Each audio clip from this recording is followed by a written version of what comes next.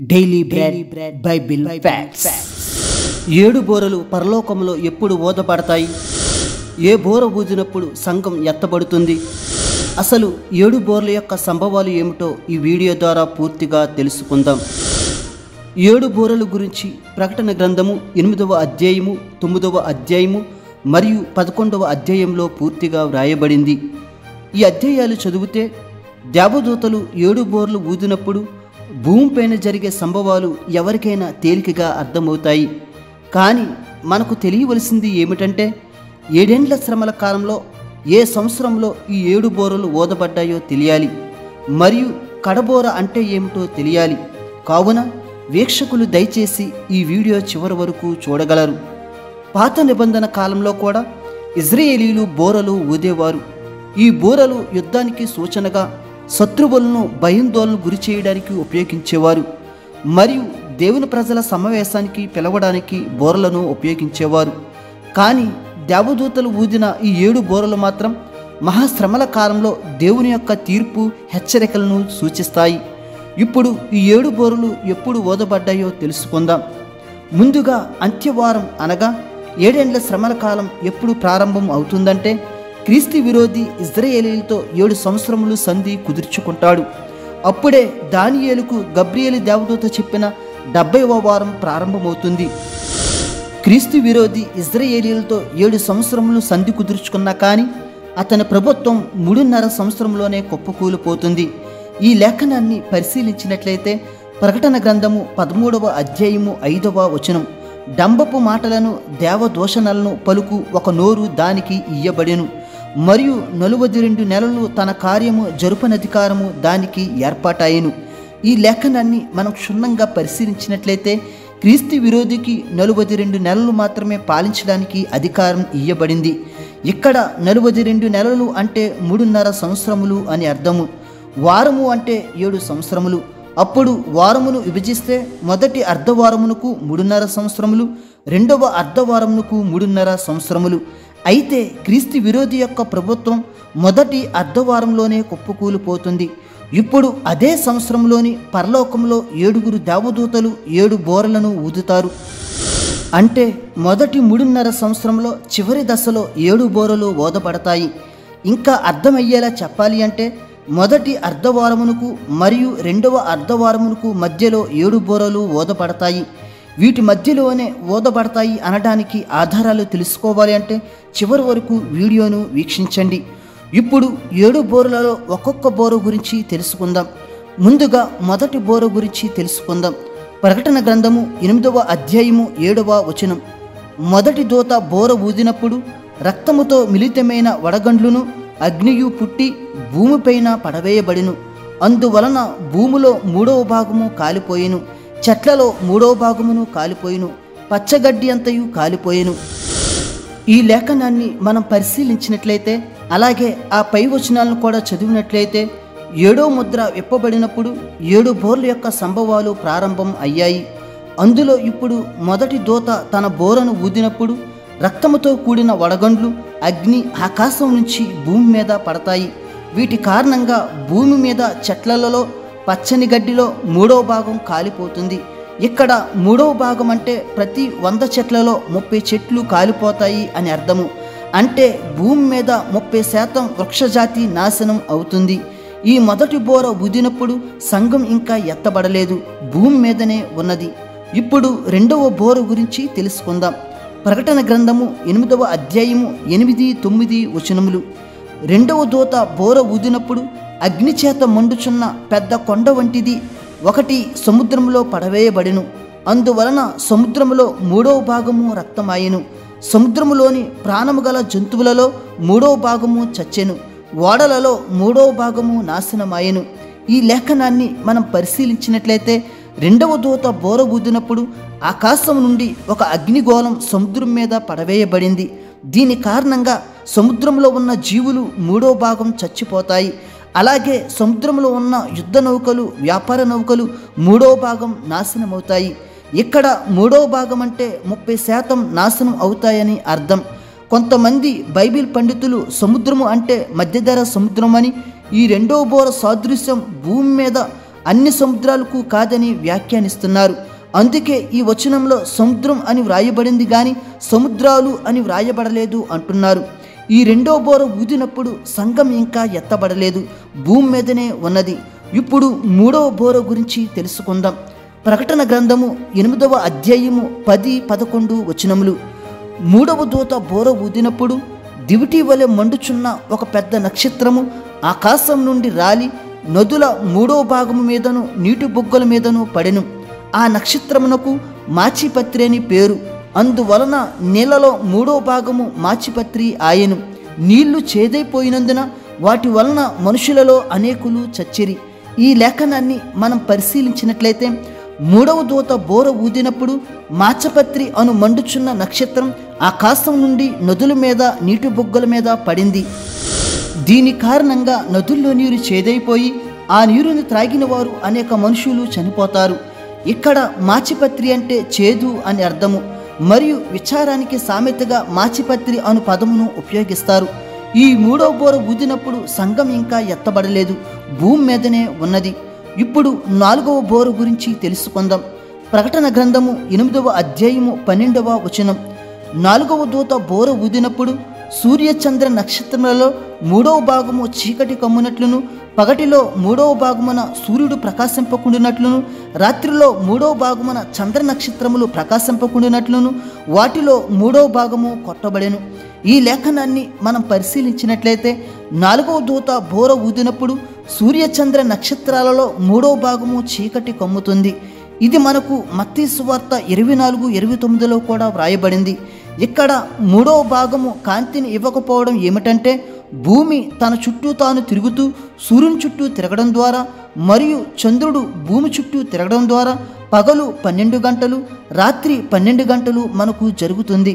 కానీ 4వ దూత బోర ఊదినప్పుడు సూర్యచంద్రుల్లో 3వ భాగం చీకటి కమ్ముతుంది.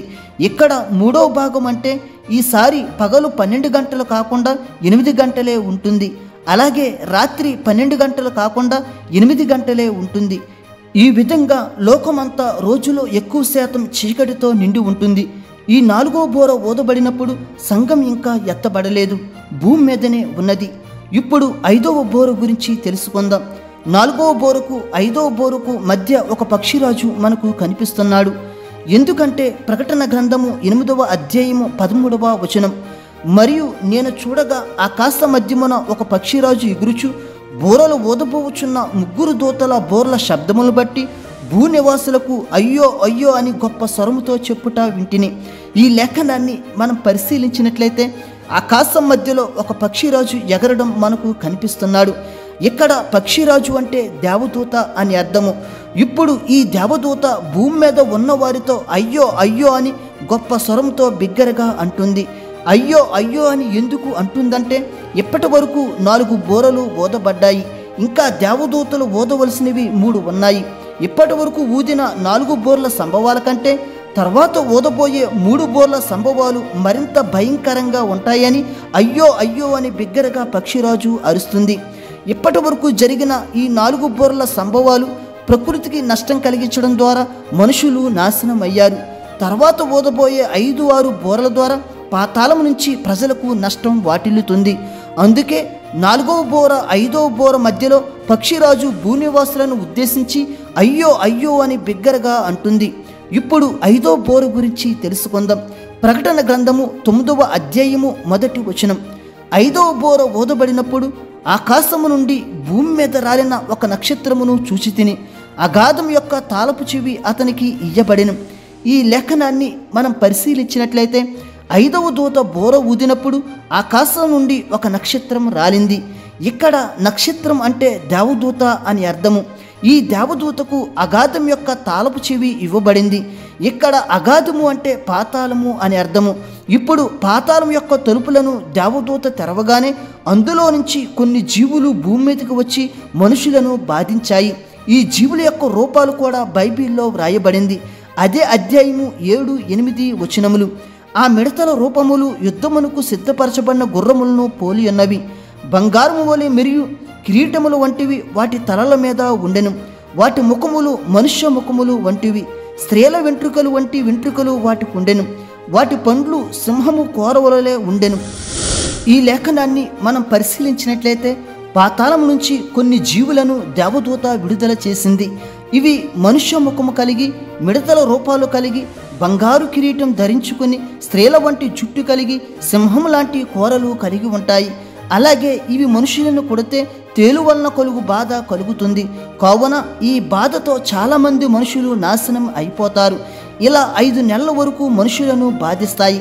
ఇంతకీ ఏ మనుషులను ఇవి బాధిస్తాయి అంటే 666 ముద్ర ఎవరైతే వేసుకుంటారో వాళ్ళందరినీ ఈ జీవులు బాధిస్తాయి. దేవుని నమ్ముకున్న వారికి ఎటువంటి హాని కలగచేయవు. ఇంతకీ పాతాళం నుండి వచ్చిన ఈ జీవులు ఎవరంటే 2 పేతురు 2:4 ప్రకారం మరియు యోధ 1:6 ప్రకారం దేవుని సన్నిధి నుండి పడిపోయిన దేవదూతలు.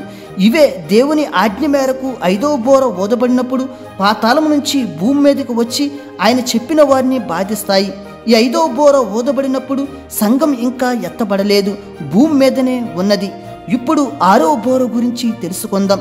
ప్రకటన గ్రంథము 9వ అధ్యాయము 13, 14 వచనములు. 6వ దూత బోర ఊదినప్పుడు దేవుని ఎదుట ఉన్న సువర్ణ బలిపీఠం యొక్క కొమ్ముల వంటి ఒక స్వరము యూఫ్రటీసు అను మహానది యొద్ద బంధింపబడి ఉన్న 4 దూతలను వదిలిపెట్టుమని బోర పట్టుకుని ఉన్న ఆ 6వ దూతతో చెప్పుట వింటిని. ఈ లేఖనాన్ని మనం పరిశీలించినట్లయితే 6వ దూత బోర ఊదినప్పుడు యూఫ్రటీసు నది దగ్గర బంధింపబడి ఉన్న 4 దూతలు విడిపింపబడ్డారు. ముందుగా యూఫ్రటీసు నది గురించి తెలుసుకుందాం. ఈ నది ప్రస్తావన మొదటిగా ఆదికాండము 2:14లో వ్రాయబడింది. ఏదోను తోటను తడుపుటకు దేవుడు 4 నదులను సృష్టించాడు. అందులో ఒక నది యూఫ్రటీసు నది. యూఫ్రటీసు నది అనునది పురాతన బబులోను దేశం యొక్క మేలురాయి. ఇది పాత రోమన్ సామ్రాజ్యం యొక్క సరిహద్దు. ఆదికాండము 15వ అధ్యాయము 17 నుంచి 21 వచనాల ప్రకారం యూఫ్రటీసు నది ఇజ్రాయేలు దేశంలో భాగమై ఉన్నది. కానీ ఇజ్రాయేలు దేశం యూఫ్రటీసు నది సరిహద్దును ఇప్పటికీ ఆక్రమించుకోలేదు. ఇది రాబోయే 1000 ఏండ్ల పాలనలో యేసుక్రీస్తు స్వాధీనం చేసుకుని ఇజ్రాయేలు దేశం కేంద్రంగా భూమి అంతటినీ యేసుక్రీస్తు పరిపాలిస్తాడు. ఇప్పుడు బంధింపబడిన 4 దూతలు ఎవరో తెలుసుకుందాం. ఈ 4 దూతలు ఇంతకు ముందు పరలోకంలో పాపం చేసిన దేవదూతలు. వీరు నేరస్తులు కాబట్టే బంధింపబడ్డారు.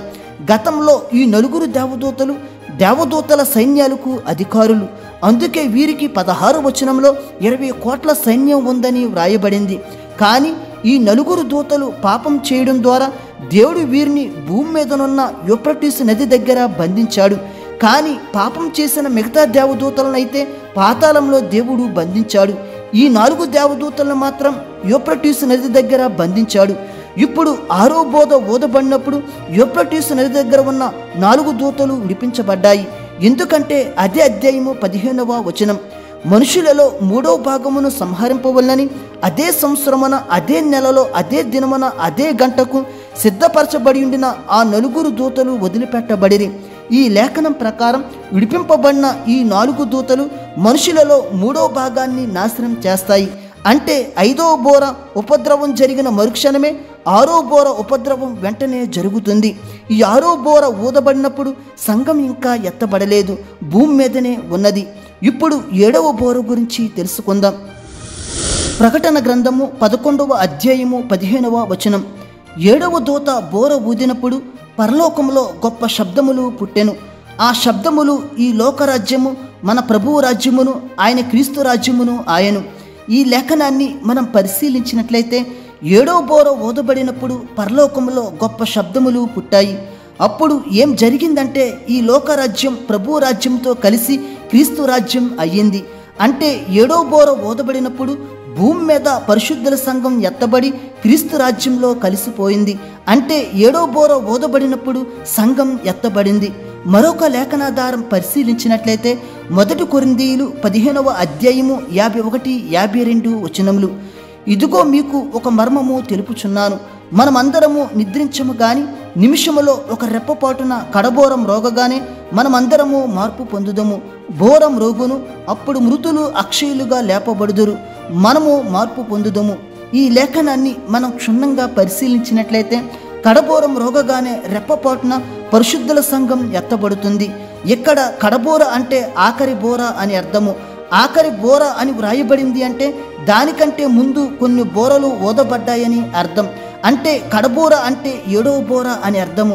దీనికంటే ముందు 6 బోరలు ఊదబడ్డాయి. ఈ 6 బోరలు ఊదబడినప్పుడు సంఘం ఎత్తబడలేదు గాని కడబోర అయిన 7వ బోర ఊదబడినప్పుడే సంఘం ఎత్తబడుతుందని లేఖనాలు స్పష్టం చేస్తున్నాయి.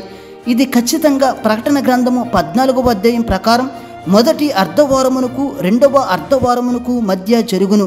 అంటే మొదటి అర్ధవారం పూర్తయిన వెంటనే సంఘం ఎత్తబడుతుంది. తరువాత 2వ అర్ధవారం ప్రారంభం అవుతుంది. ఈ 2వ అర్ధవారంలోనే 7 ఉగ్రతా పాత్రలు మరియు చివరిలో క్రీస్తు విరోధి అబద్ధ ప్రవక్తలను యేసుక్రీస్తు భూమి మీదకి వచ్చి వారితో హర్మగిద్దోనులో యుద్ధం చేసి వారిని అగ్నిగుండంలో పడవేస్తాడు. అంతటితో 2వ అర్ధవారం ముగుస్తుంది. ఆ తరువాత 1000 ఏండ్ల పాలన ప్రారంభం అవుతుంది. దేవుడు మిమ్ములను మీ కుటుంబములను దీవించునుగాక. ఆమేన్.